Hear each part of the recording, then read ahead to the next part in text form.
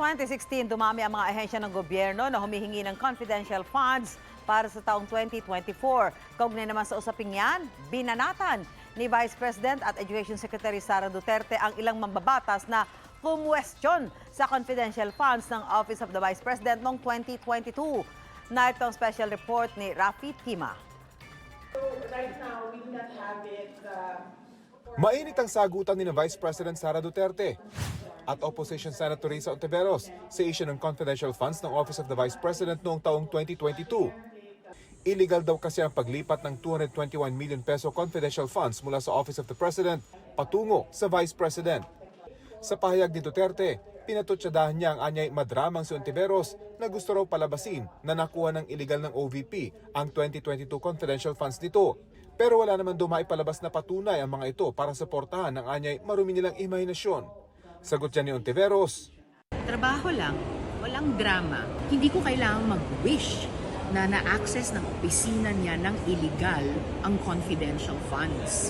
Dalawang former Senate President na ang nagsabi, Senator Drilon at Senator Pimentel, na yung paglipat ng pondo mula OP to OVP ay illegal at unconstitutional. Binanatan din ni Duterte si Party List Representative Franz Castro dahil sa mga batikos nito sa 2022 confidential funds ng OVP. You took out words doon sa batas and you interpret it this way. Sabi nila, huwag niyo na basahin yung tatlong words dyan. Basta makinig lang kayo sa interpretation namin. Yan ang ginagawa ni Franz Castro. Ngayon. At ng buong Makabayan Bloc. Kasi alam nila na ginagamit namin ang pera para hanapin yung koneksyon nila sa mga NPA. Nauna nang sinabi ni Representative Castro na pawang katotohanan ang binabanggit nila tungkol sa confidential fund ng OVP. Karapatan daw ng publikong malaman kung paano ginastos ng OVP ang 125 million pesos sa loob lang ng 19 na araw. Pero para saan nga ba ang confidential funds na yan? Batay sa Joint Circular No. 2015-01 ng Commission on Audit, ang confidential fund ay pondo ng mga civilian government agencies para sa kanilang surveillance activity na susuporta sa kanilang mandato. Iba ito sa intelligence funds na pondo naman para sa pagkalat ng intelligence information ng mga uniformed military personnel at intelligence practitioners na may direktang epekto sa pambansang seguridad. Ngayong taon, 10 bilyong piso ang kabuuang budget para sa confidential at intelligence funds ng iba't ibang ahensya ng pamahalaan.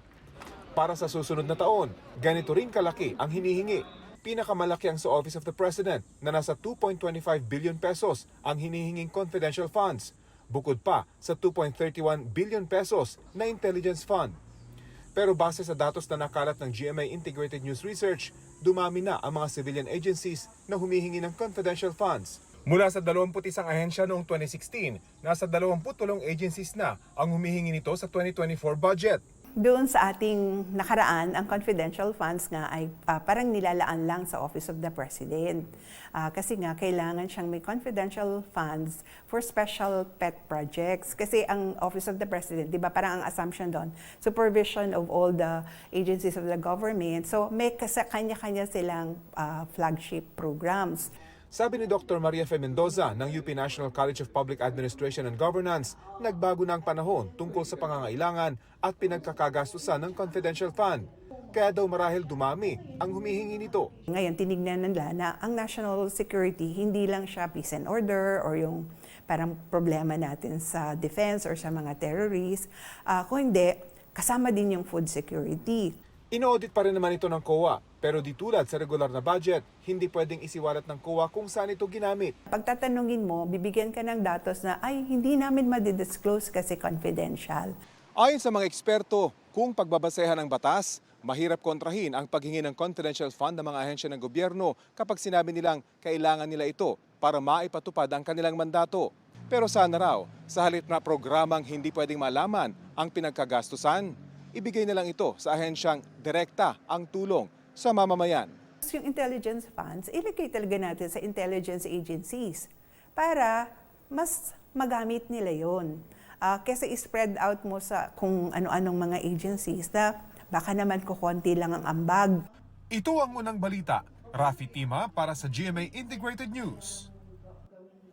Mga kapuso, para laging una sa mga balita, bisitahin at mag-subscribe sa GMA Integrated News sa YouTube. Sa mga kapuso abroad, samahan niyo kami sa GMA Pinoy TV at sa www.gmanews.tv.